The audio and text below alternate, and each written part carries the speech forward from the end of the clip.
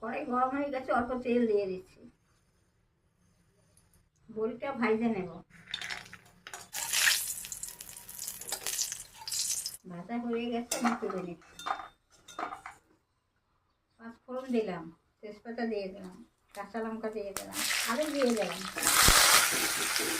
বেগুনটা দিয়ে দিচ্ছি, লবণ দিয়ে দিলাম, হলুদ দিয়ে দিলাম। আলু বেগুন ভাজা হয়ে গেছে, আমি এখন শাকটা দিয়ে দিচ্ছি।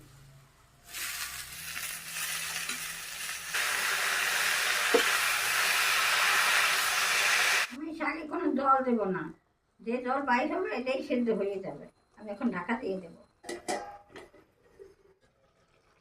আমি এখন ডালের বড়িটা দিয়ে দিচ্ছি।